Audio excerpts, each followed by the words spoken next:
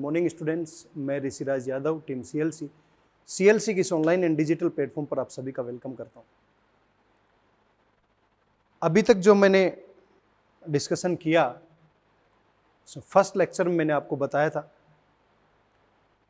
कि breathing and respiration में क्या डिफरेंस है। सेकेंड लेक्चर में मैंने बताया different animal have different respiratory organs और क्या बेसिस था उनका डिफरेंट पैरामीटर्स के बारे में मैंने डिस्कस किया। तो लास्ट क्लास में आपको बता रहा था कि हायर वर्टिब्रेट्स की यदि बात की जाए, मैमल्स के अंदर लंग्स रेस्पिरेटरी ऑर्गन की फॉर्म में काम करेंगे, बर्ड्स के अंदर लंग्स रेस्पिरेटरी ऑर्गन की फॉर्म में काम करेंगे, बट सप्लीमेंट्री रेस्पिरेशन की फॉर्म में एयर सैक भी काम करते हैं। रेप्टाइल्स के अंदर लंग्स रेस्पिरेटरी ऑर्गन का काम कर रहे हैं। एम्फीबियन के अंदर एक्वेटिक नेचर है तो गिल्स, और टेरेस्ट्रियल या एडल्ट फ्रॉग का नेचर है तो गिल्स भी हो सकता है, मींस बक्कल कैविटी भी, स्किन भी और लंग्स भी।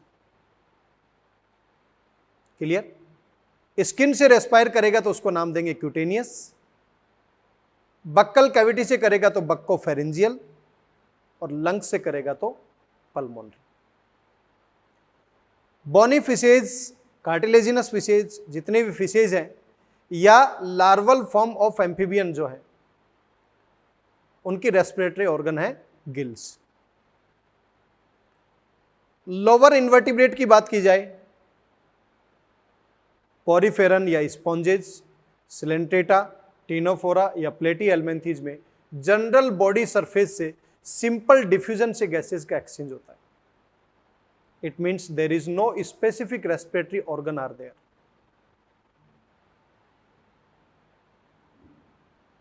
हायर इन्वर्टिब्रेट की बात की जाए तो अर्थवॉर्म के अंदर moist thin cuticle outermost covering है, उससे रेस्पिरेशन होता है।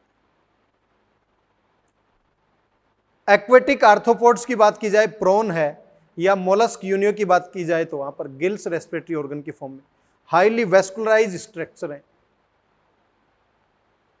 और terrestrial arthropod for example cockroach की बात की जाए तो वहां पर ट्यूब का एक नेटवर्क है जिसे बोलते हैं ट्रैकियल सिस्टम, और जो ट्रैकियल सिस्टम वहां पर काम कर रहा है उसकी फाइनल टर्मिनल जो ओपनिंग्स है उन्हें बोलते हैं स्पाइरेकल्स, जो बॉडी के लेटरल साइड में प्रेजेंट होती हैं। वो गैसियस एक्सचेंज का काम कर रही हैं सिंपल डिफ्यूजन के बेसिस पे। तो डिफरेंट रेस्पिरेटरी स्ट्रक्चर्स के बारे में मैंने बातें की थी लास्ट क्लास में। आज हम बात करेंगे बेटा जी ह्यूमन रेस्पिरेटरी सिस्टम के बारे में, क्योंकि अल्टीमेटली हमने दूसरों से कंपेयर किया, लेकिन फाइनली हमें किसकी स्ट्रक्चर को स्टडी करना है? ह्यूमन की रेस्पिरेटरी स्ट्रक्चर। तो सबसे पहले ह्यूमन रेस्पिरेटरी स्ट्रक्चर में कौन कौन से पार्ट हैं उसका आउटलाइन तो पता होना चाहिए ना हमें। आउटलाइन की फॉर्म में यदि मैं बात करूं तो सबसे पहले हमारे नोज की जो एक्सटर्नल ओपनिंग्स है उसकी बात करेंगे, फिर नोज का जो चैम्बर है उसकी बात करेंगे, फिर इंटरनल ओपनिंग की बात करेंगे। तो हम इनको 3 सीक्वेंस में बात कर रहे हैं। First sequence external nostril, then nasal chamber and then internal layer. हमारे नोज की आउटर ओपनिंग, नेजल चैम्बर और इंटरनल ओपनिंग। किसी एनिमल के पास ये सिंगल ओपनिंग प्रेजेंट होती है तो उसे बोलते हैं सिंगल नोस्ट्रिल एनिमल, लेकिन हमारे पास में डबल ओपनिंग है इसलिए हम बोलते हैं double nostril animal. Human being are double nostril animal. Clear है मेरी बात? तो एक्सटर्नल नोस्ट्रिल ह्यूमन बीइंग की फॉर्म में क्या है? डबल।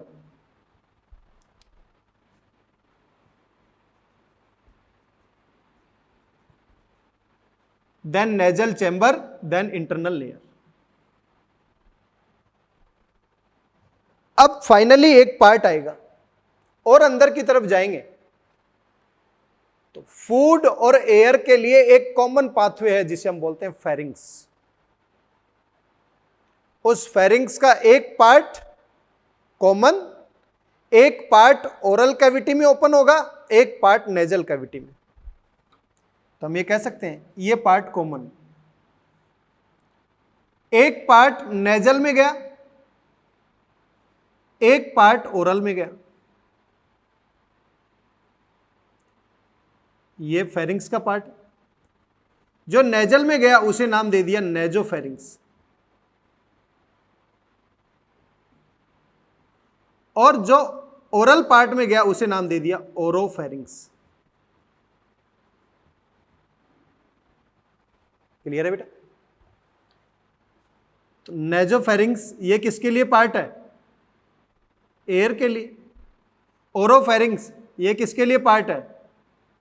फूड के लिए। एक साइड से एयर, एक साइड से फूड। तो मैं कह सकता हूं फेरिंग्स एक कॉमन पार्ट है जहां पर फूड और एयर इस तरीके से इंटरसेक्ट होती है। तो अभी हम किसकी बात कर रहे हैं? रेस्पिरेटरी सिस्टम की, डाइजेस्टिव सिस्टम की बात कर चुके हैं। तो जब डाइजेस्टिव सिस्टम की बात की होगी तब हम क्या बोलते हैं? Mouth, oral cavity, then oropharynx, ये वाला पार्ट। अब हम बात कर रहे हैं रेस्पिरेशन वाले पार्ट की, तो हम क्या बोलेंगे? ओरोफेरिंग्स वाला पार्ट नहीं। कौन सा पार्ट आएगा? नेजोफेरिंग्स। ये नेजोफेरिंग्स। नेक्स्ट पार्ट है, नेजोफेरिंग्स के बाद आएगा लैरिंग्स, जिसे हम बोल रहे हैं वॉइस बॉक्स। मैमल्स का या ह्यूमन बीइंग का वॉइस बॉक्स है, साउंड प्रोडक्शन में हेल्प करेगा। इसकी स्ट्रक्चर को जानना भी इंपॉर्टेंट हो जाता है हमारे लिए। अब यहां पर देखें, एक्सटर्नल नोस्ट्रिल से लैरिंग्स तक का पार्ट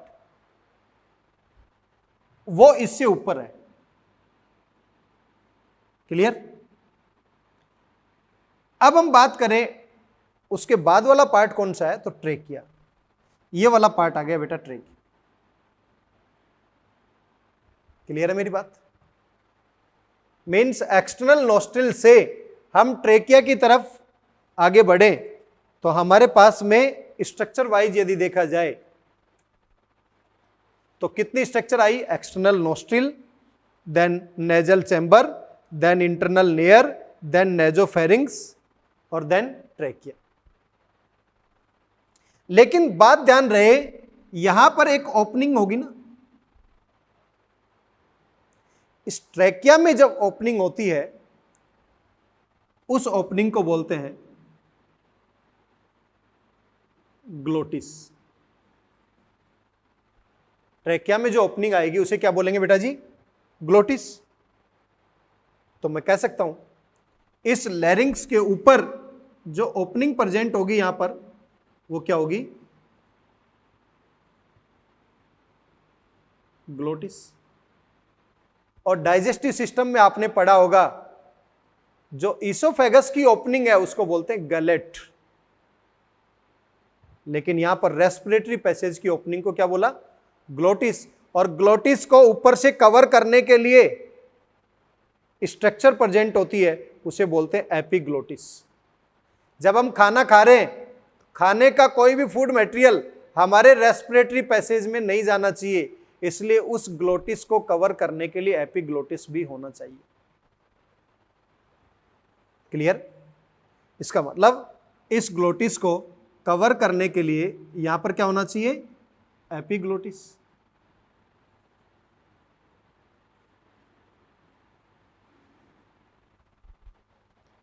अब और ज्यादा अच्छे से क्लियर होगा आपको कि हम सबसे पहले एयर का पाथवे की बात करें तो एयर कहां पर होएगी? एनवायरमेंट से, एक्सटर्नल नोस्ट्रिल से एयर अंदर जा रही है, किसके पास जाएगी? नेजल चैम्बर के पास। नेजल चैम्बर से वो एयर कहां जाएगी? इंटरनल नेयर के पास। इंटरनल नेयर से कहां जाएगी? Nasopharynx part. और नेजोफेरिंग्स और जो लैरिंग्स पार्ट है, इस लैरिंग्स के अपर मोस्ट रीजन पर एक ओपनिंग होगी, उस ओपनिंग को बोलते हैं ग्लोटिस, और ग्लोटिस को कवर करने के लिए वहां पर एक स्ट्रक्चर प्रेजेंट होती है जिसे बोलते हैं एपिग्लोटिस। अब ये वाला पार्ट आपको दिखाई दे रहा है, इससे पहले वाला पार्ट आपको नहीं दिखाई दे रहा। एनसीईआरटी में जो डायग्राम बना रखा वो ये पार्ट का बना रखा, इस पार्ट का नहीं बनाया, कि नेजोफेरिंक्स से ये वाला पार्ट शो नहीं किया गया, इसलिए हमें इसको लेबल करना भी जरूरी है। ऊपर ही ऊपर जो पार्ट आपको दिखाई दे रहा है, उस पार्ट में सबसे ऊपर ये जो ए पार्ट दिखाई दे रहा है, ये रियली में एपिग्लोटिस ही है बेटा।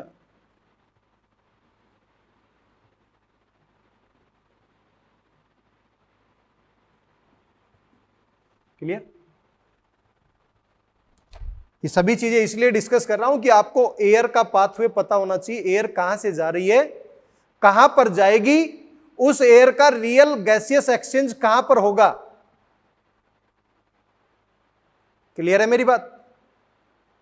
क्योंकि अभी तो हम उस एयर को अंदर की तरफ लेकर जाएंगे, तो हम माउथ को क्लोज करके एयर को अंदर की तरफ ले जाएं, तो सबसे पहले एक्सटर्नल नोस्ट्रिल में, फिर नेजल चैम्बर में, देन इंटरनल लेयर में, देन नेजोफेरिंक्स में, और देन कहां जाएगी?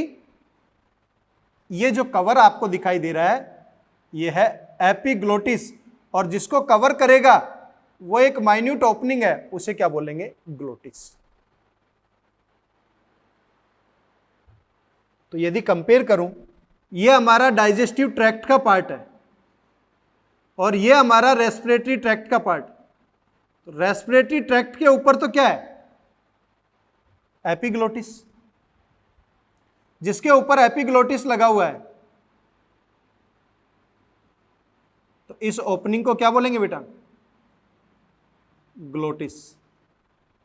और ये जो पार्ट आपको दिखाई दे रहा है, इसको बोलते हैं गलेट। इस तरीके से दो ट्यूब दिखाई दे, जहां एपिग्लोटिस दिखाई दे रहा है, इसका मतलब ये रेस्पिरेटरी पाथवे है, और इस तरीके की दिखाई दे तो इसका मतलब ये फूड का पाथवे है। और दोनों जहां पर कॉमन फॉर्म में दिखाई दे वो फेरिंग्स वाला पार्ट है। क्लियर है सभी को मेरी बात? इसीलिए बोला जाता है कि जब हम खाना खाते हैं तो खाना खाते टाइम पर बातें नहीं करनी चाहिए, क्योंकि बातें करते टाइम पर इस एपिग्लोटिस और ग्लोटिस की यदि मूवमेंट यदि सही ढंग से नहीं हो पा रही है, तो ये मान लो ये ओपन रह जाए, तो फूड मटेरियल कहां चला जाएगा?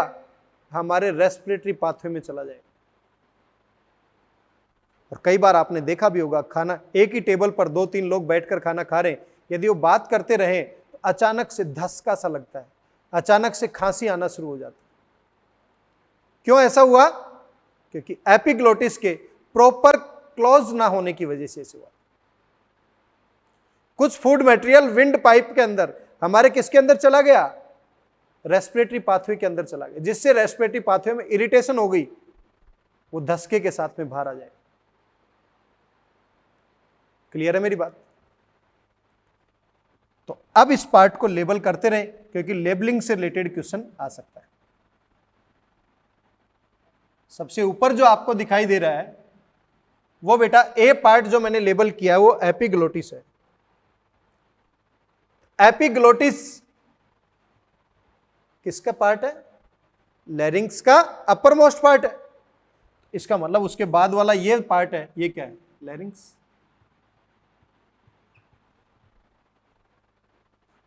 सी पार्ट इस ट्यूब को बोल रहे हैं, तो सी पार्ट क्या है? ट्रैकिया। इसका मतलब यहां तक अब आपको क्लियर हो गया कि जो एनसीईआरटी में डायग्राम दे रखा है वो एक्सटर्नल नोस्ट्रिल से नेजोफेरिंग्स तक का डायग्राम नहीं है, वो स्टार्टिंग कहां से है? एपिग्लोटिस से ये ट्रैकिया तक का पार्ट। और जो ये आपको रिंग्स दिखाई दे रही है ये इनकम्प्लीट है, तो हम यहां कह सकते हैं these are the incomplete rings और इनकम्प्लीट रिंग्स हैं तो कैसी शेप की हैं, सी शेप। हम गले पर इस तरीके से हाथ लगा के देखते हैं, सामने से तो कंप्लीट दिखाई दे रही है, लेकिन जैसे पीछे की साइड देखेंगे वहां से क्या होगी, इनकम्प्लीट। पीछे का पार्ट हमारा कौन सा होता है, डोर्सल, सामने का पार्ट कौन सा है, वेंट्रल। तो वेंट्रल साइड से तो कंप्लीट दिखाई दे रही, डोर्सल साइड से क्या होंगी, इनकम्प्लीट। इसलिए देख रहे हो आप यहां पर पीछे की साइड से क्या है, इनकम्प्लीट। ये रिंग्स यहां तक दिखाई दे रही हैं, लेकिन ये रिंग्स यहां टर्मिनल पार्ट पर यदि देखेंगे वहां पर इस तरीके की रिंग्स नहीं होंगी। इट मींस रेस्पिरेटरी पाथवे के शुरुआती पाथवे जो है, मींस रेस्पिरेटरी पाथवे का जो इनिशियल पाथवे है वहां पर तो ये सी शेप की रिंग्स हैं, लेकिन फाइनल यहां एल्यूलाई के अंदर यदि चेक करेंगे तो वहां पर नहीं मिलेगी। क्लियर? अब ये epiglottis A, B part larynx, C part trachea. अब जैसे ही हम जाएंगे इस डी पार्ट की तरफ, तो डी पार्ट इस तरीके से ये ट्रैकिया का डिवीजन हुआ है, इसको बोलते हैं प्राइमरी ब्रोंकाई। ब्रोंकाई का मतलब होता है बेटा जी प्लूरल, प्लूरल वर्ड है, और ब्रोंकस का मतलब होता है सिंगुलर। तो इसी को मैं जे की फॉर्म में यदि सिंगल को लेबल कर रहा हूं तो इसको बोलते हैं ब्रोंकस, और इस ब्रोंकाई का, ब्रोंकस का जो डिवीजन हुआ उसी को क्या नाम दे रहे हैं, ब्रोंकाई। और ये जो फाइनल जो ये लेबलिंग है एच, इसको नाम दे रहे हैं एल्यूलाई, या इसी का नाम है alveolar sac. Balloon like structure है। ये बैलून लाइक स्ट्रक्चर दोनों लंग्स में यदि काउंट किए जाएं तो 300 मिलियंस हैं, 300 millions in both the lungs.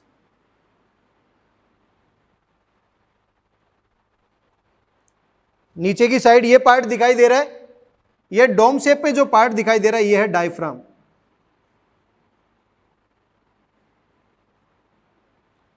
और इन दोनों लंग्स के बीच में जो ये स्ट्रक्चर दिखाई दे रही है ये है हार्ट।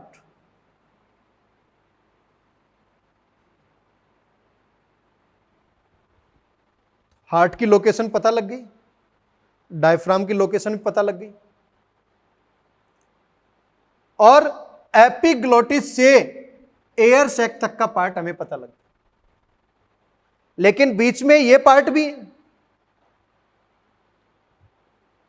तो इस प्राइमरी ब्रोंकाई या ब्रोंकस से लेकर इस एल्यूलर सैक तक के कौन कौन से पार्ट होंगे ये भी पता होना चाहिए।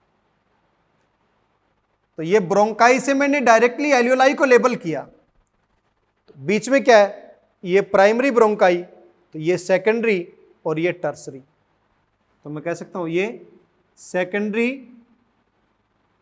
ब्रोंकाई, ये टर्सरी ब्रोंकाई, और ये जो पार्ट है ये है ब्रोंक्यूल।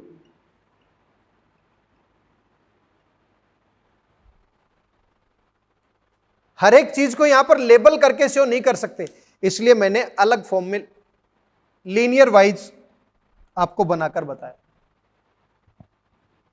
तो पाथवे क्या होगा, external nostril, then nasal chamber, then internal layer, then nasopharynx, then epiglottis. Epiglottis दिखाई दे दी आप, then larynx, then trachea, then bronchi, और फिर एल्यूलाई। मीन्स यहां इसके बीच का पार्ट मैंने आपको यहां पर इस फॉर्म में लेबल किया। बीच में क्या क्या होगा यह भी देख लेते हैं एक बार। प्राइमरी ब्रोंकस, प्राइमरी ब्रोंकस की ओपनिंग होगी सेकेंडरी ब्रोंकस, सेकेंडरी ब्रोंकस की ओपनिंग होगी टर्सरी ब्रोंकस, टर्सरी ब्रोंकस की ओपनिंग होगी ब्रोंक्योल या terminal bronchiole, then alveolar duct, then atria and then finally alveolar sac आएगा। क्लियर है? सिंपल लेबलिंग की फॉर्म में मैंने डायरेक्टली ये लेबल किया, लेकिन इस ब्रोंकाई और एल्यूलाई के बीच में क्या क्या स्ट्रक्चर है? Primary bronchus, secondary bronchus, tertiary bronchus, bronchiole, एल्यूलर duct, atria और एल्यूलाई। तो मैं ये कह सकता हूं इन ब्रोंक्योल के बाद में यदि कोई भी स्ट्रक्चर यदि आप देखेंगे तो वहां पर इस तरीके की इनकंप्लीट सी शेप की रिंग नहीं दिखाई देंगी। रेस्पिरेटरी पाथवे के इनिशियल पाथवे में ही दिखाई देंगी, यहां से लेकर ऊपर ऊपर। यहां पर देखेंगे ना आप तो सी शेप की रिंग नहीं दिखाई देंगी। क्लियर है बेटा? तो एक बार लेबल करें इसको।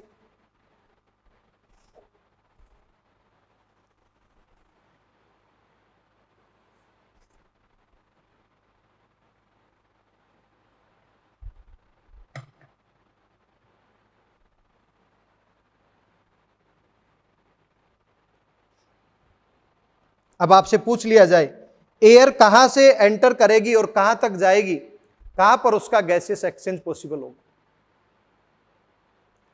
एक्सटर्नल नोस्ट्रिल से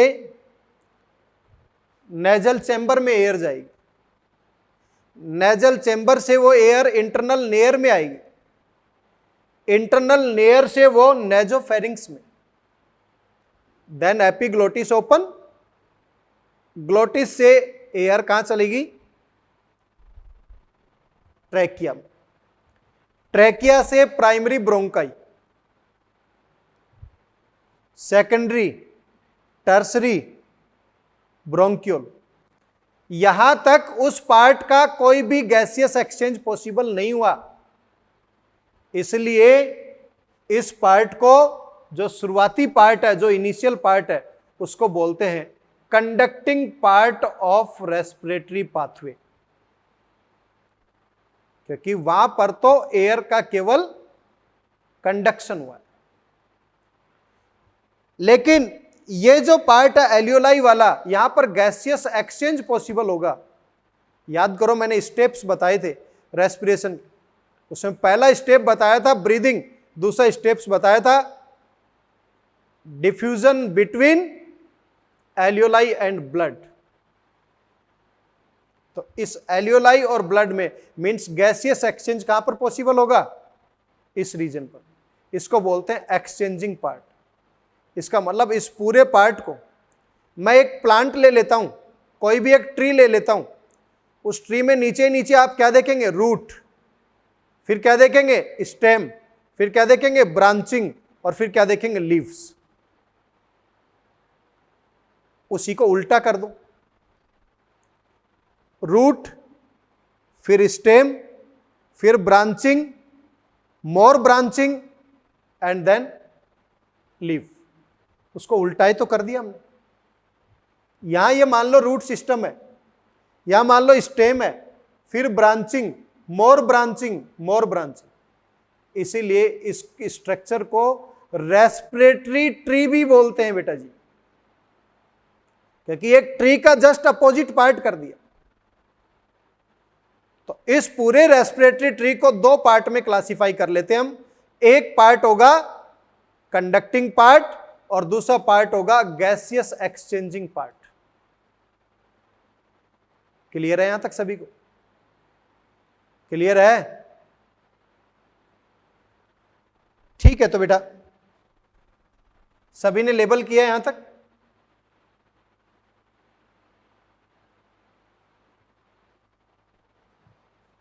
दो तीन चीजें और भी देखें यहां पर ये मैंने आई लेबल किया है, ये है डबल मेम्ब्रेन।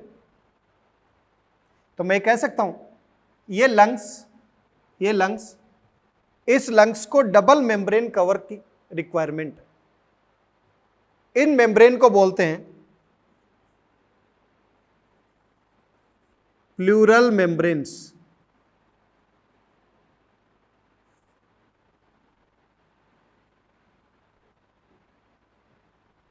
और प्लूरल मेम्ब्रेन क्या है, एक आउटर है और दूसरी इनर है। तो हम कह सकते हैं one is outer, another one is inner. Outer को बोलते हैं पैराइटल प्लूरल मेम्ब्रेन और इनर को बोलते हैं visceral pleural membrane. Parietal pleural और visceral pleural membrane. Parietal outer part है, विसरल इनर पार्ट है। तो मैं कह सकता हूं ये इनर वाला पार्ट हो गया, ये आउटर वाला पार्ट हो गया। आउटर वाले पार्ट को कवर करने के लिए ये जो कटिंग एंड दिखाई दे रहे हैं, ये है कट एंड ऑफ रिब्स, क्योंकि यहां पर लेटरल पार्ट जो आपको रिब्स दिखाई दे रहा है, आप रिब्स को कट करेंगे तब जाकर अंदर से क्या दिखाई देगा, लंग्स दिखाई देंगे। और बेटा जी याद रहे, ये लंग्स की लोकेशन यहां पर ही है। आप सोचे नीचे की साइड यहां पर है, नहीं, लंग्स की लोकेशन यहां पर है। तो जैसे ही इन रिब्स को रिमूव करेंगे, रिब्स को कट करेंगे, तब जाकर आपको ये दिखाई। अब पैराइटल और विसरल प्लूरल के बीच में जो स्पेस है, यहां पर एक लिक्विड भरा हुआ है। तो मैं कह सकता हूं ये पैराइटल और विसरल, इनके बीच में यहां पर भी क्या है, लिक्विड है।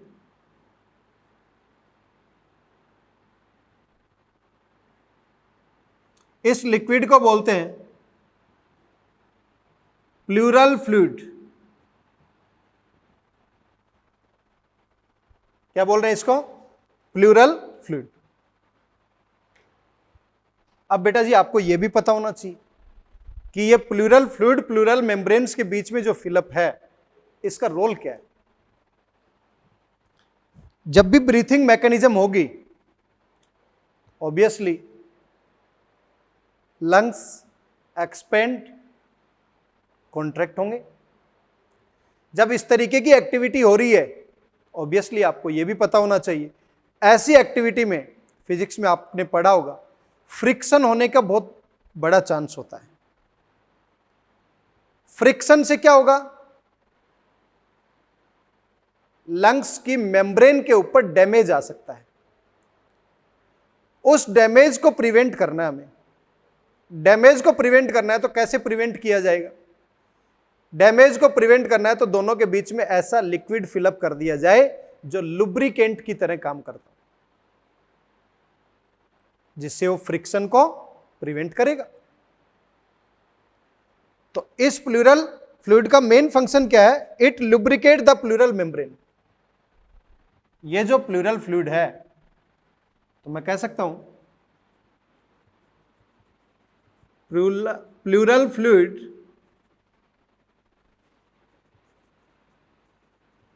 lubricate the pleural membranes। अब आपके दिमाग में आ जाए कि मान लो ये absent हो जाए, absent हो जाएगा तो क्या होगा, फ्रिक्शन डेवलप होगा। फ्रिक्शन डेवलप होगा तो अल्टीमेटली प्लूरल मेम्ब्रेन को डैमेज करेगा, और प्लूरल मेम्ब्रेन को डैमेज करेगा तो अल्टीमेटली क्या होगा, ब्रीथिंग मैकेनिज्म जो है, या ब्रीथिंग जो एक्टिविटी है, ब्रीथिंग जो प्रोसेस है, उसमें कहीं ना कहीं प्रॉब्लम जनरेट होगी। कई बार वायरल और बैक्टीरियल इंफेक्शन होने की वजह से इसकी अमाउंट एक लेवल से इंक्रीज हो जाती है, और एक अमाउंट एक लेवल से यदि इंक्रीज हो गई तो ऐसे केस में एक डिसऑर्डर डेवलप हो जाता है, जिसे बोलते हैं प्लूरिसी डिसऑर्डर। तो मैं ये भी कह सकता हूं, यदि इसकी अमाउंट, फ्लूइड की अमाउंट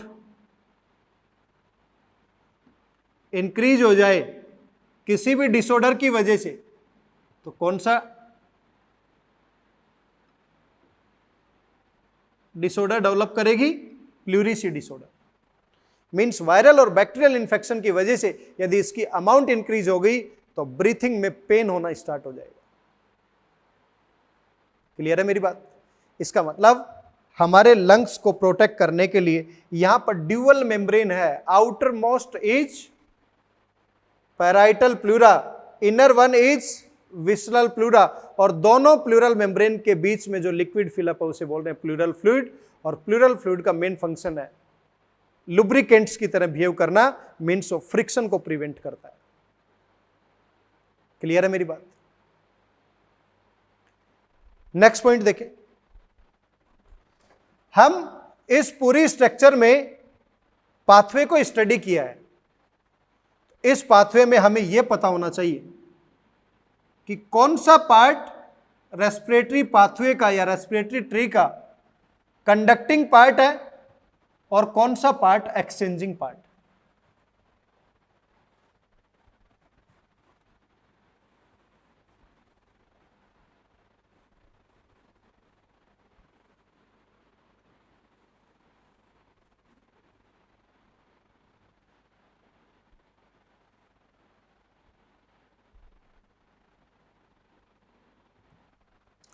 देखिए बेटा,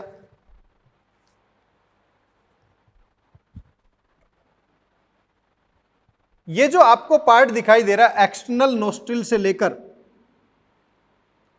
ब्रोंकियोल तक, तो ब्रोंकियोल कहां है? यहां तक। इसको मैं इस तरीके से लेबल कर देता हूं यहां पर।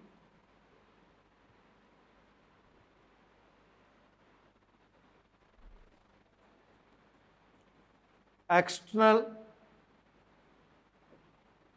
नोस्ट्रिल से लेकर ब्रोंकियोल तक का ये पार्ट क्या क्या आ गया देखो, external nostril, nasal chamber, internal near, nasopharynx, लैरिंग्स, trachea, primary bronchus, secondary bronchus, tertiary bronchus और ब्रोंकियोल। एक्सटर्नल नोस्ट्रिल से लेकर यहां तक का पार्ट, इसको बोलते हैं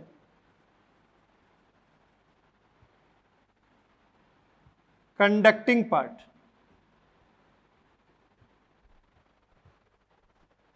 और एल्यूलर डक्ट से लेकर ये एल्यूलर सैक तक का पार्ट, मींस एल्यूलाई तक का पार्ट, ये है exchanging part.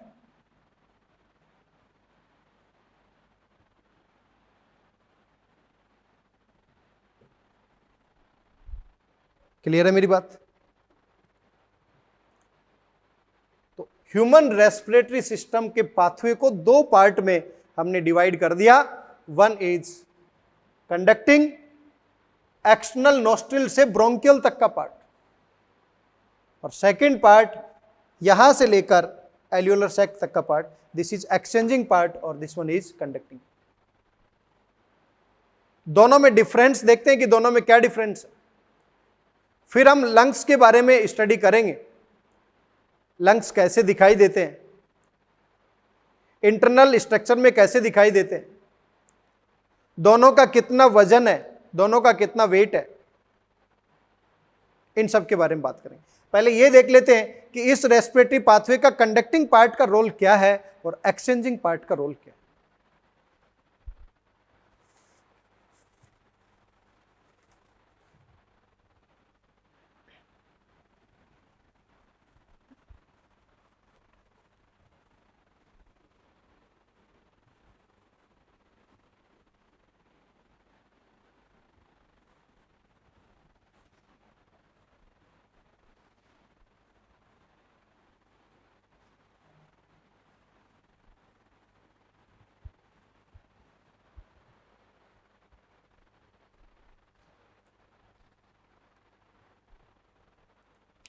First one is conducting part.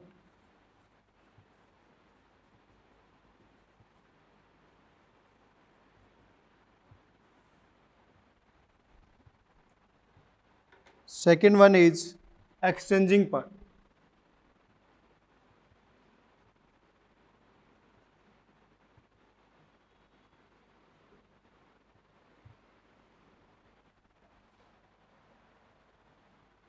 दोनों में डिफरेंस देखिए बेटा। पहला डिफरेंस अभी मैंने बताया, कंडक्टिंग पार्ट कहां से कहां तक है, एक्सटर्नल नोस्ट्रिल से लेकर ब्रोंकियोल तक का पार्ट, और उसके बाद टर्मिनल ब्रोंक्यूल से आगे का जो पार्ट है एल्यूलाई तक का, वो क्या है, एक्सचेंजिंग पार्ट। तो दोनों में स्ट्रक्चर वाइज हम डिफरेंस देख सकते हैं। तो हम कह सकते हैं कंडक्टिंग पार्ट कहां से कहां तक है, एक्सटर्नल नॉस्ट्रिल से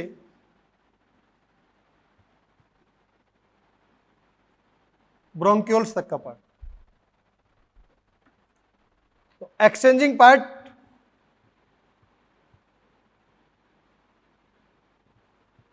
ब्रोंक्यूल से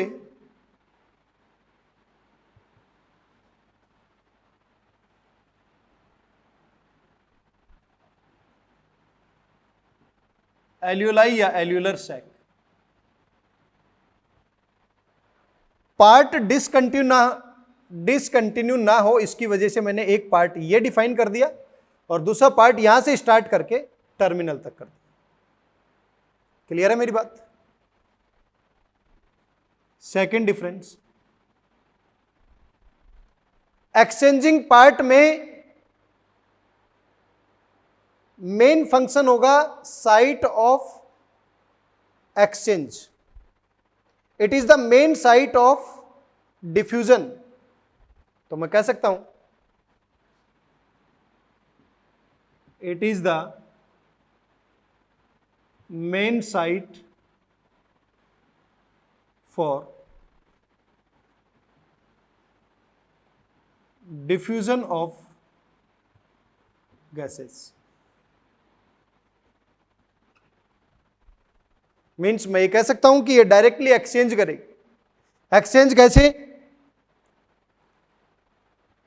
इस एल्यूलाई के पास ऑक्सीजन की कंसंट्रेशन ज्यादा है, ऑक्सीजन को ब्लड में डिफ्यूज कर देगी।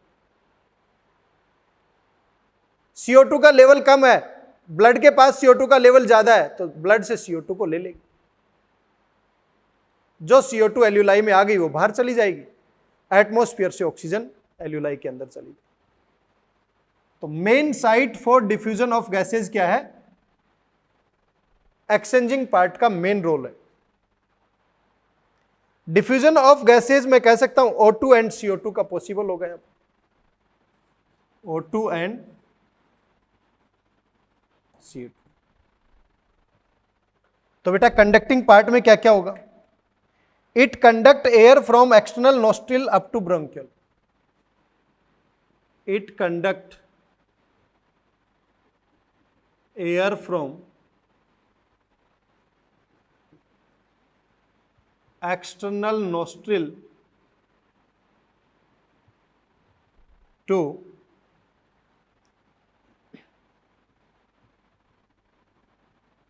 bronchioles। पहला तो रोल हो गया कि एयर को कंडक्ट कर रहा है। दूसरी चीज क्या करेगी? बाहर से आने वाली एयर के जितने भी डस्ट पार्टिकल उसको ट्रैप करेगी। Clear the incoming air by trapping dust particle।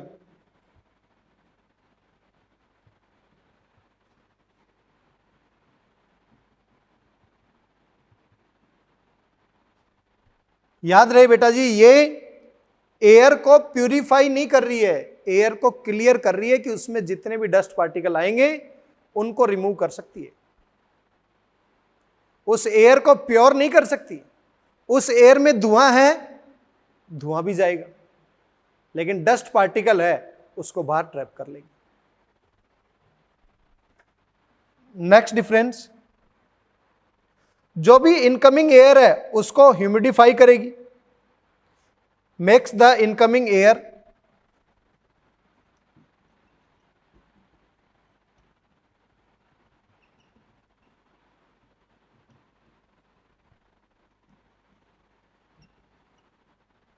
makes the incoming air humid by providing moisture।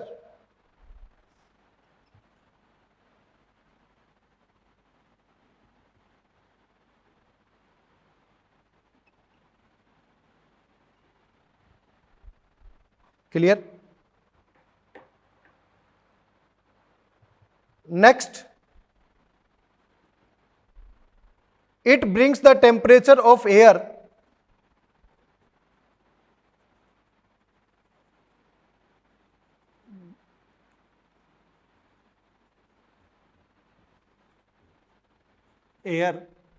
up to body temperature.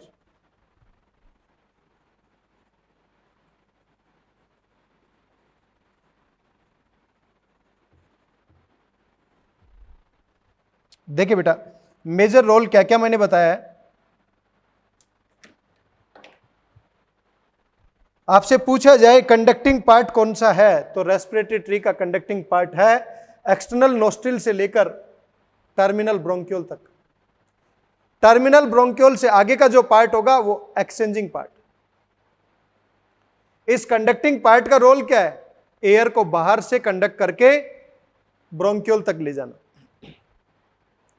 इसका मेन रोल क्या है? बाहर से जो भी एयर आई है उसमें डस्ट पार्टिकल है उसको नेजल चैम्बर के अंदर ट्रैप कर लेना। बाहर से जो एयर आई है उसको ह्यूमिडिफाई करना, मॉइस्चर एनवायरनमेंट प्रोवाइड कर। बाहर से जो एयर आई है उसका टेम्परेचर बॉडी टेम्परेचर के अकॉर्डिंग मेंटेन करना, ये काम है। लेकिन ये गैसियस एक्सचेंज में पार्टिसिपेट नहीं करेगा। तो गैसियस एक्सचेंज में पार्टिसिपेट कौन कर रहा है? एल्यूलाई वाला रीजन, यहां से लेकर एल्यूलाई। तो एल्यूलाई के अंदर कोई ना कोई तो होना चाहिए ना जो गैसियस एक्सचेंज में पार्टिसिपेट करवा रहा है। तो एल्यूलाई के अंदर दो डिफरेंट टाइप की सेल्स हैं। कौन कौन सी सेल्स हैं वो भी देखिए बेटा। एक one is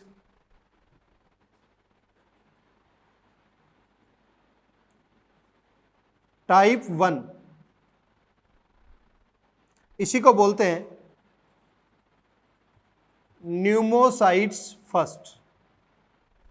another one is type 2, जिसे बोलते हैं न्यूमोसाइट्स सेकेंड।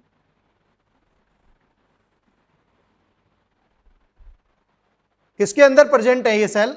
ये बेटा जी एल्यूलाई के अंदर प्रेजेंट। और इस एल्यूलाई के अंदर टाइप 1 सेल जो है ये डायरेक्टली गैसियस एक्सचेंज में पार्टिसिपेट करता है।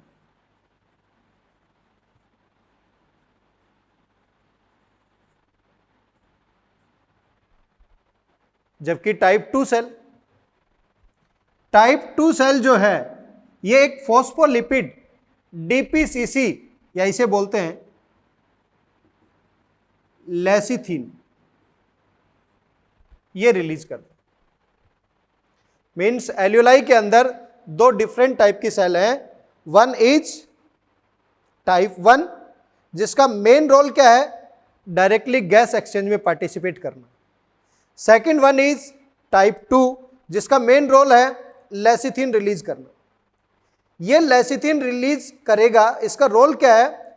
सरफेस टेंशन को रिड्यूस करना। ये लेसिथिन क्या करता है?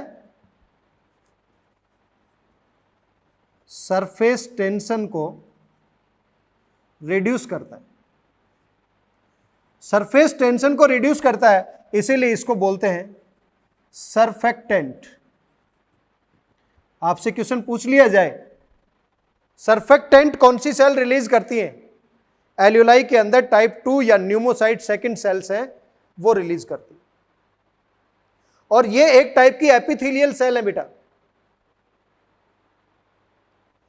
ये सरफेक्टेंट कर क्या रहा है? इस एल्यूलाई को कोलैप्सिंग होने से प्रिवेंट कर रहा है, which prevent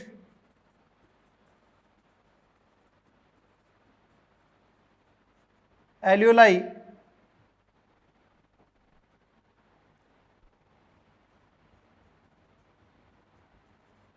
collapsing. Means type 1 का रोल क्या है बेटा? न्यूमोसाइट 1 का रोल है गैसियस एक्सचेंज में पार्टिसिपेट करना। टाइप 2 का रोल क्या है? सरफेक्टेंट रिलीज करना। सरफेक्टेंट यहां पर लेसिथिन फॉस्फोलिपिड की फॉर्म में रिलीज हो रहा है जिसे डीपीसीसी भी बोलते हैं। और यह सरफेक्टेंट जो है सरफेस टेंशन को रिड्यूस करेगा, तो जो एल्यूलाई है वो कोलैप्स होने से प्रिवेंट हो जाएगी। लंग्स की एल्यूलाई यदि कोलैप्स हो जाए, एल्यूलाई चिपक जाए, आजकल आप देख रहे हैं कोरोना में क्या हो रहा है, लंग्स चिपक जाते हैं, एल्यूलाई चिपक जाएगी, वापस ओपन नहीं हो पाती है, तो गैसियस एक्सचेंज हो ही नहीं पाएगा, इसकी वजह से डेथ हो जाती है। क्लियर है मेरी बात यहां तक? तो आपसे पूछा जाए एल्यूलाई को कोलैप्स होने से प्रिवेंट करने वाला सर्फेक्टेंट कौन सा है? लेसिथिन। कौन रिलीज कर रहा है? न्यूमोसाइट सेकंड, जो एक टाइप की एपिथेलियल सेल है।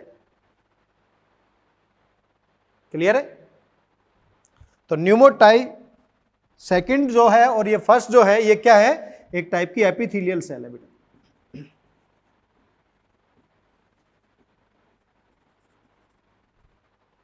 सेटिस्फाइड? ये बेटा मैंने कंडक्टिंग पार्ट और एक्सचेंजिंग पार्ट में डिफरेंस बताया। आगे चलकर मैं वॉल्यूम और कैपेसिटीज की जब बात करूंगा तब मैं आपको यह बताऊंगा कि एल्यूलाई को कोलैप्सिंग से प्रिवेंट करने वाला एक वॉल्यूम भी होता है जिसे बोलते हैं रेजिड्यूअल वॉल्यूम। क्या बोलते हैं बेटा? Residual volume. तो सर्फेक्टेंट जो ये रिलीज हो रहा है, ये तो एल्यूलाई को कोलैप्स होने से प्रिवेंट कर भी रहा है, लेकिन एक वॉल्यूम भी प्रिवेंट करता है। उस वॉल्यूम का नाम क्या है? Residual volume. डिफरेंट कैपेसिटी और वॉल्यूम जब मैं डिस्कस करूंगा तब आपको बताऊंगा इसके बारे में। क्लियर? तो आपसे पूछा जाए एल्यूलाई को प्रिवेंट करने के लिए कोलैप्सिंग से फॉस्फोलिपिड कौन सा है, तो आप लेसिथिन बताएंगे। आपसे पूछा जाए कौन सा वॉल्यूम है, तो आंसर क्या बताएंगे? Residual volume. दोनों तरीके के क्वेश्चन एग्जाम में पूछे जा चुके हैं। अब हम बात करते हैं जो हमारे लंग्स हैं उनकी लोकेशन क्या है और लंग्स इंटरनल स्ट्रक्चर से देखे जाएं तो कैसे दिखाई देंगे। हम इस तरीके से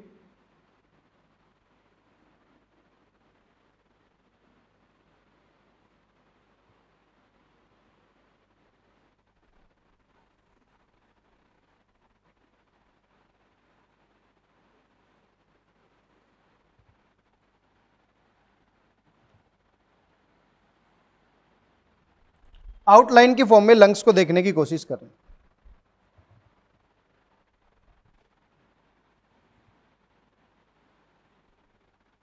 ऐसा दिखाई देगा।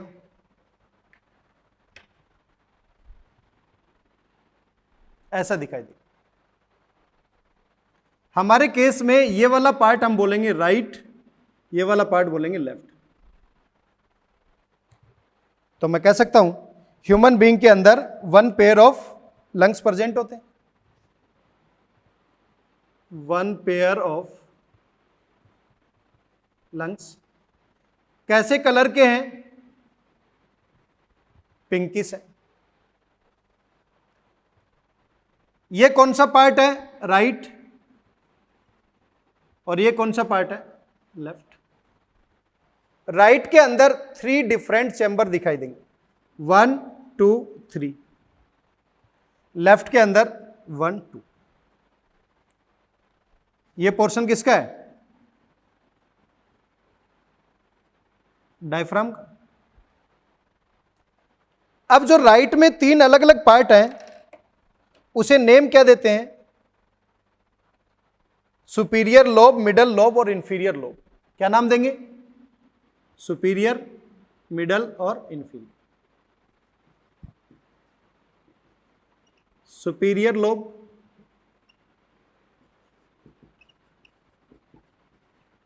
Middle lobe, inferior lobe. और लेफ्ट में जो दिखाई देंगे उसे बोलेंगे सुपीरियर एंड इंफीरियर।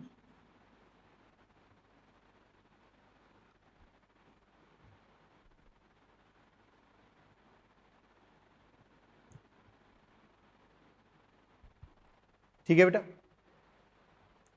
हमें यह भी पता लग गया कि 1 pair of lung human being में प्रेजेंट है। कैसे हैं? पिंकिश हैं। हमें यह भी पता लग गया कि राइट के अंदर 3 डिफरेंट चैम्बर दिखाई देंगे, लेफ्ट के अंदर 2 डिफरेंट चैम्बर दिखाई। राइट हो चाहे लेफ्ट हो, उसमें ये लाइनिंग जो आपको दिखाई दे रही है, इसको बोलते हैं ऑब्लिक फीचर।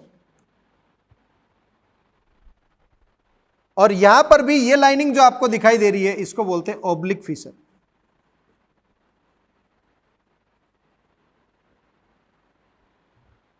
तो आपसे पूछा जाए राइट हो चाहे लेफ्ट हो, दोनों के अंदर कौन सा फीचर प्रेजेंट है?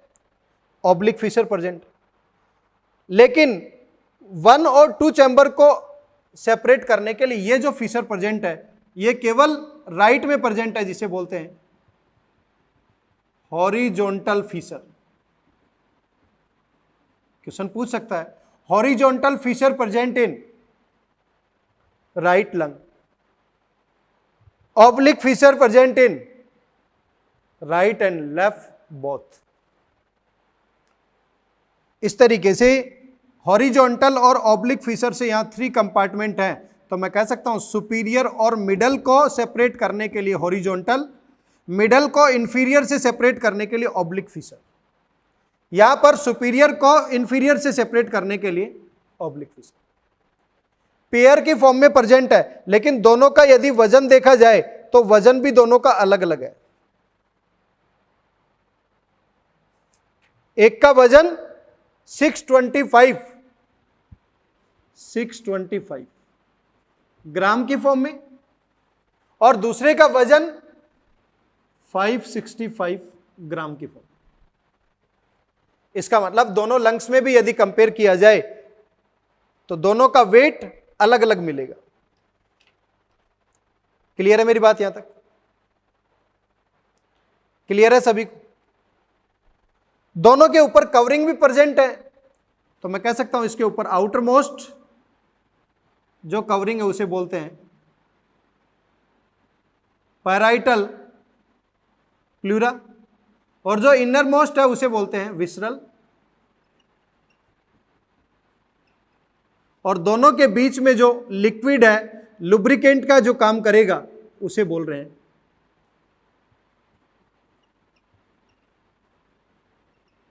Pleural fluid. क्लियर है? इंटरनल स्ट्रक्चर क्लियर दिखाई दे रही है आप? अब बेटा जी लंग्स को यदि देखा जाए तो लंग्स की लोकेशन कहां पर है? ये लंग्स की लोकेशन है with in air tight chamber, located with in air tight chamber in thoracic cavity.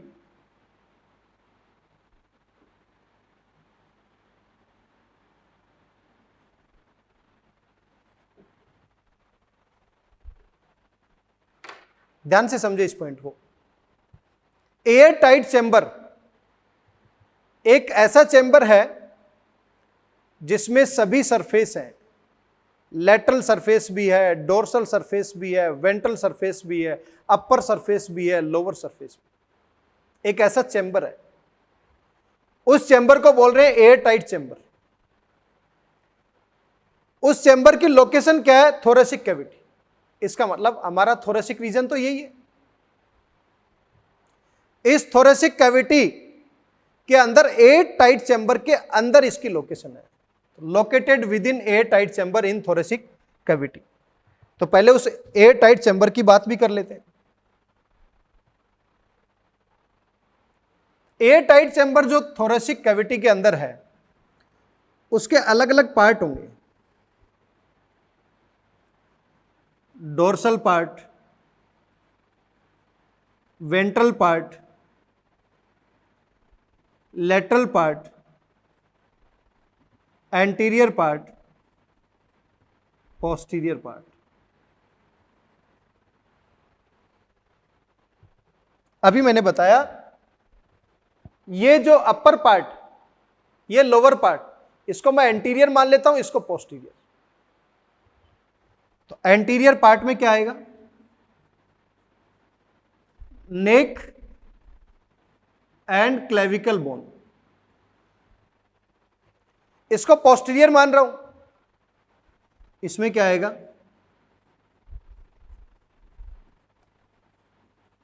Diaphragm. इसको लेटरल मान रहा हूं, तो ये लेटरल पार्ट क्या है? रिब्स। रिब्स। वेंट्रल पार्ट ये है, इसको बोलते हैं बेटा जी स्टर्नम।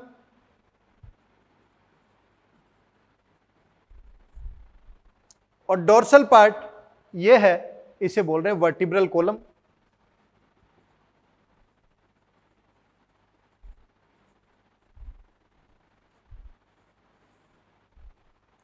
आपसे पूछा जाए हमारे अंदर लंग्स कितने? 1 पेयर ऑफ लंग। कहां प्रेजेंट है? एयर टाइट चैम्बर के अंदर। उस एयर टाइट चैम्बर को क्या बोल रहे हैं? Thoracic cavity. थोरेसिक कैविटी का ही दूसरा नाम यहां पर चेस्ट कैविटी भी बोल सकता है, इसी को बोलते हैं चेस्ट कैविटी। तो मैं कह सकता हूं उस चेस्ट कैविटी के अंदर एक एयर टाइट चैम्बर जो है, उस एयर टाइट चैम्बर का नाम ले देते हैं थोरेसिक केज।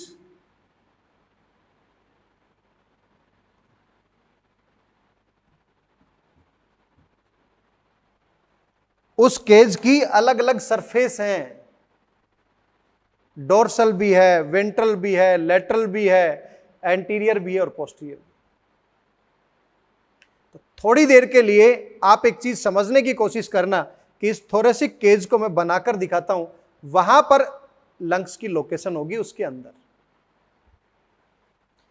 अब यहां पर बहुत सारी एल्यूलाई फिलअप है, तो इस तरीके से एल्यूलाई एल्यूलाई का ये फिलअप है। तो ये स्पॉन्जी स्ट्रक्चर है, लेकिन बेटा कंप्लीट फिलअप स्ट्रक्चर है।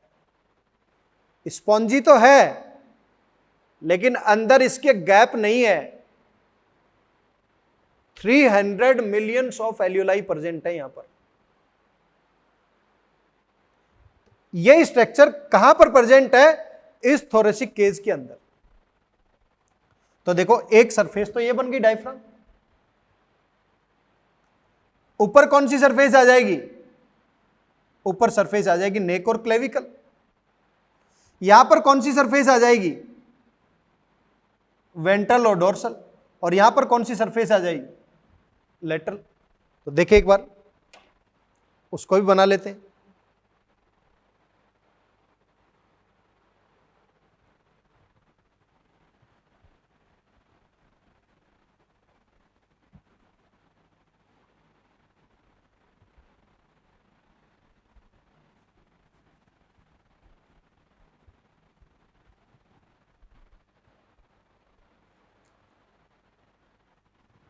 ये बेटा जी अपर पोर्शन हो गया,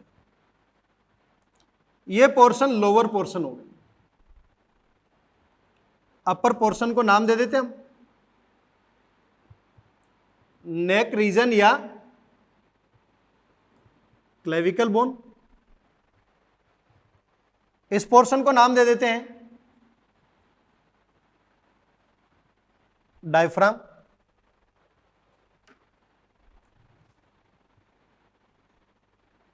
यहां पर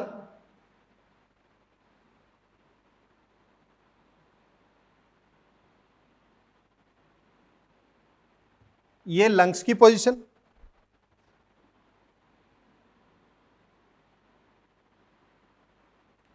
ये हार्ट की पोजीशन। 1 2 3 4 5 6 7। 1 2 3 4 5 6 7। ये पोर्शन हो गया रिब्स वाला। इसका मतलब ये कौन सा पोर्शन बना रहा है, लेटरल। डायफ्राम कौन सा बना रहा है, पोस्टीरियर। नेक कौन सा बना रहा है, एंटीरियर। लेटरल भी हो गया, एंटीरियर पोस्टीरियर भी हो गया। कौन सा बना दे अब हम, वेंट्रल। यहां पर वेंट्रल सरफेस बना रहा हूं।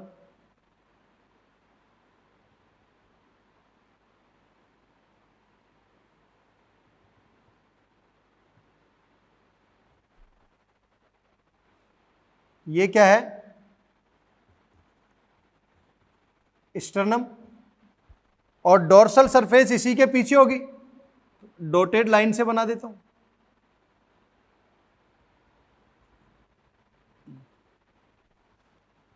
ये क्या हो गया, वर्टिब्रल कॉलम। तो बेटा वर्टिब्रल कॉलम कौन सा पार्ट है, डोर्सल। स्टर्नम कौन सा पार्ट है, वेंट्रल। रिब्स कौन सा पार्ट है, लेटरल। नेक रीजन कौन सा पार्ट है, एंटीरियर। और ये कौन सा पार्ट है, अब जो ये एयर टाइट चैम्बर आपको दिखाई दे रहा है, इसी को बोलते हैं थोरेसिक केज। और इस थोरेसिक केज को ही बोल रहे हैं, थोरेसिक केज इस कैविटी में, थोरेसिक कैविटी या चेस्ट कैविटी, और उस चेस्ट कैविटी के अंदर लंग्स की पोजीशन है। इस तरीके से दोनों लंग्स के बीच में जो स्पेस है, इस स्पेस को बोलते हैं मीडिया स्टीनम स्पेस।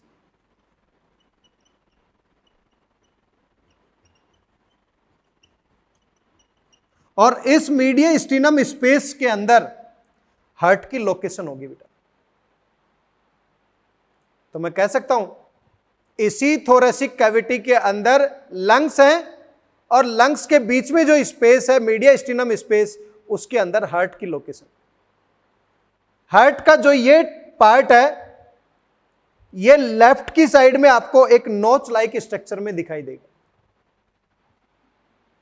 ये नोच लाइक स्ट्रक्चर कहां पर फॉर्मेशन है, लेफ्ट लंग के ऊपर। इसको बोलते हैं कार्डियक नोच। क्वेश्चन पूछा जाता है कार्डियक नोच कहां पर है। कार्डियक नोच हार्ट के ऊपर नहीं है, कार्डियक नोच लेफ्ट लंग के ऊपर होगी। तो अब आपको हार्ट की लोकेशन भी पता लग गई, लंग्स की लोकेशन भी पता लग गई, लंग्स की इंटरनल स्ट्रक्चर भी पता लग गई, लंग्स को आउटर कवरिंग की जो स्ट्रक्चर थी वो भी पता लग गई, इस रेस्पिरेटरी पैसेज का पाथवे भी पता लग गया। अब हम मैकेनिज्म्स की बातें करें, मैकेनिज्म्स की यदि बातें करेंगे तो उसमें यही बातें करेंगे कि किस तरीके से नॉर्मल इनहेलेशन प्रोसेस चल रही है, किस तरीके से एक्सेलेशन प्रोसेस चल रही है। क्लियर है मेरी बात यहां तक? तो बेटा जी अभी तक जो मैंने डिस्कस किया है, एक बार उसको समराइज कर देता हूं। आपसे क्वेश्चन पूछा जाए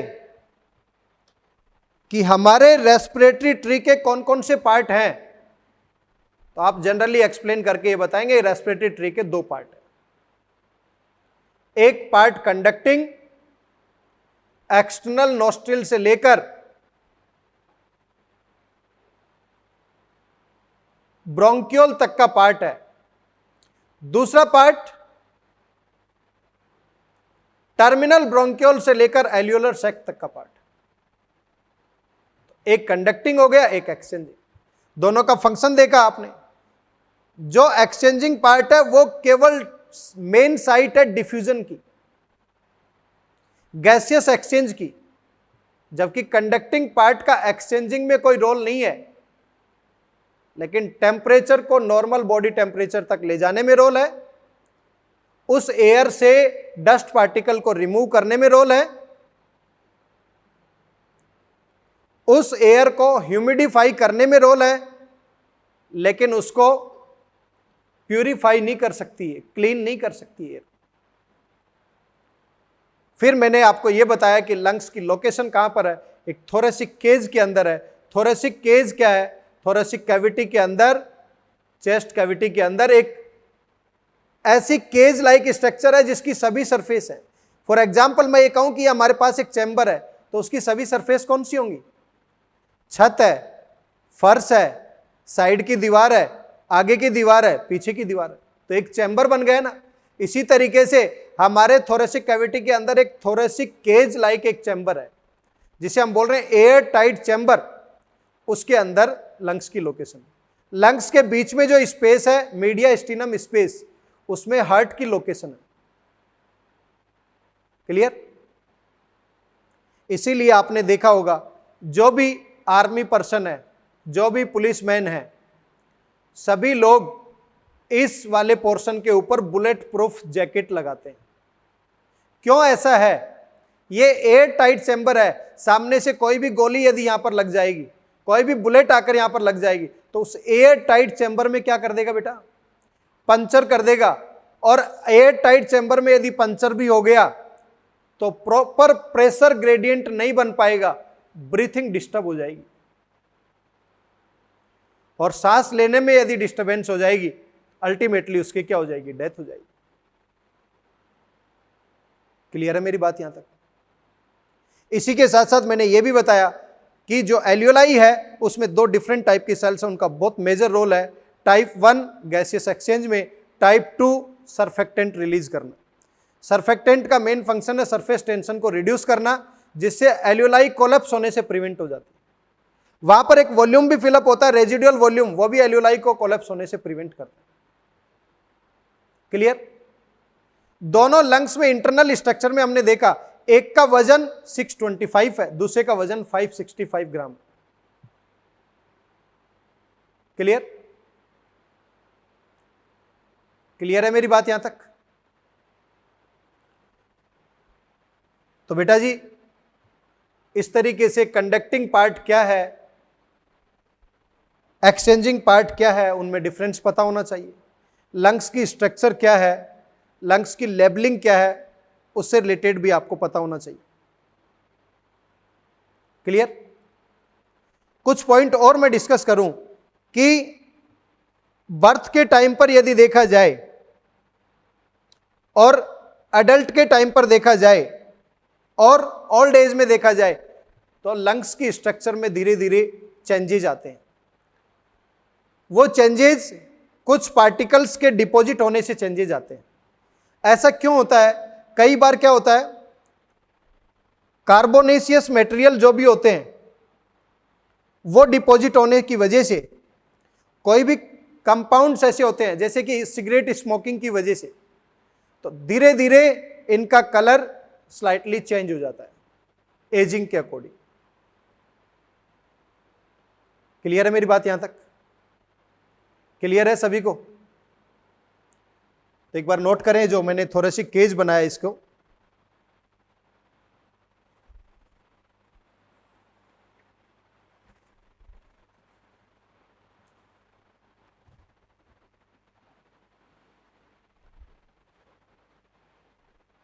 नोट किया सभी ने?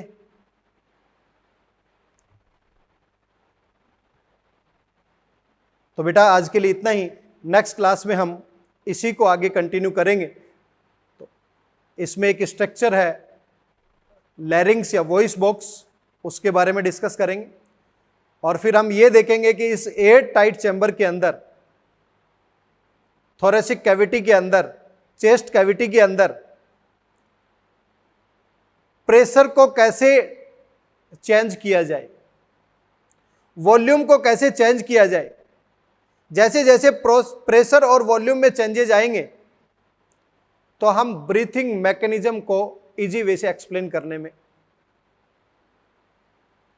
सही ढंग से साबित होंगे। क्लियर है? तो आज के लिए इतना ही। सभी लोग मस्त रहें, खुश रहें, स्वस्थ रहें। टीम सीएलसी कंटिन्यूअसली बेटा आपके लिए मेहनत कर रही है, आप भी लगातार मेहनत करते रहें। डे बाय डे, जो डे बाय डे पढ़ाया जा रहा है उसको डे बाय डे सॉल्व करते रहें। उससे रिलेटेड कुछ क्वेश्चंस आपके दिमाग में बन रहे हो, मॉड्यूल में दे रखे हैं, वो भी सॉल्व करते रहें। डेली का काम यदि डेली होता रहेगा तो हम सक्सेस रेट में बहुत आगे तक जाएंगे, हम रिजल्ट की ओर अग्रसर हो रहे हैं।